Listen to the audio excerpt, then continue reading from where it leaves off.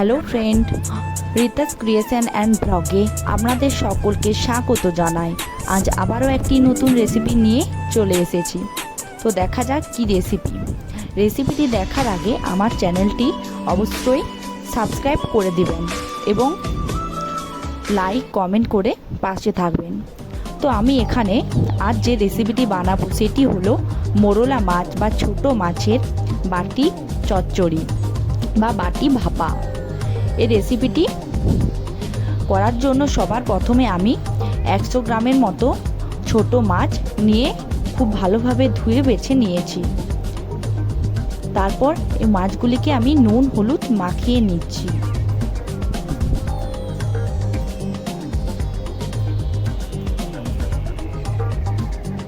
এরপর এখানে যে উপকরণগুলি দেব সেগুলি খুব ভালোভাবে কেটে নিয়েছি। এখানে আমি বড় সাইজের 2 কোয়া রসুন, একটা মাঝারি সাইজের পেঁয়াজ এবং একটি মাঝারি সাইজের আলু ও 3টে কাঁচা লঙ্কা কেটে নিয়েছি। তারপর একটা এরকম পরিষ্কার টিফিন বাটি নিয়েছি। সেখানে আমি নুন হলুদ মেখে রাখা মাছ, কেটে রাখা আলু, পেঁয়াজ, সমস্ত কেটে রাখা উপকরণগুলি দিয়ে দেব।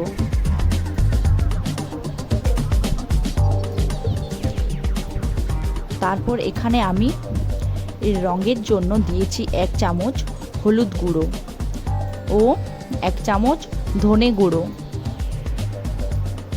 ঝালটা আপনাদের ইচ্ছে মতো। আমি এখানে কাঁচা লঙ্কা দিয়েছি, আরও ঝালের জন্য 1/2 চামচ লঙ্কা গুঁড়ো দিয়েছি। তারপর এখানে এই রেসিপিটি খুব সুগন্ধ করে তোলার জন্য দিয়েছি 1/2 চামচ কালো জিরে।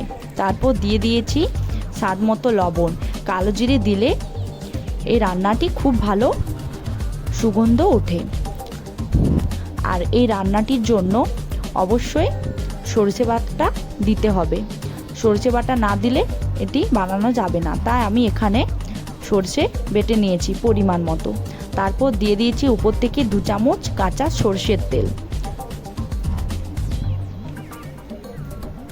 এরপর সমস্ত উপকরণটি খুব ভালোভাবে মাখিয়ে নেব।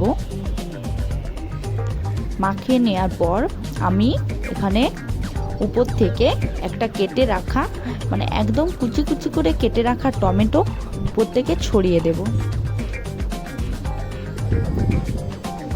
তারপর এখানে আমি যে কাঁচা লঙ্কাগুলো কেটে রেখেছিলাম সেগুলো দিয়ে দেব।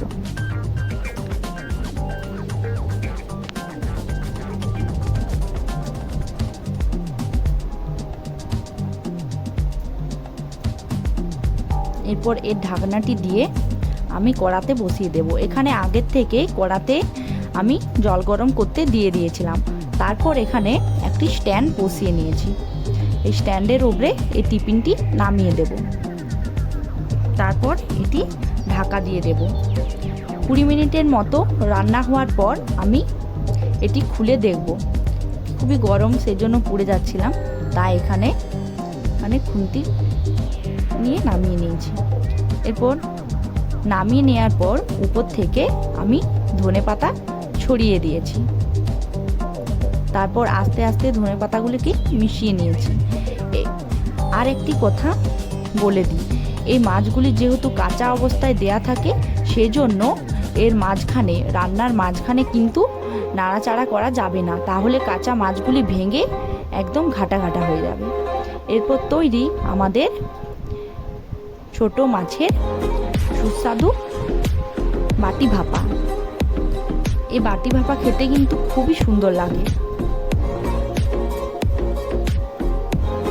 এটি গরম ভাতের সাথে খেতে খুব সুস্বাদু হয়। তো আমার ভিডিওটি ভালো লাগলে অবশ্যই একটি লাইক করে দেবেন।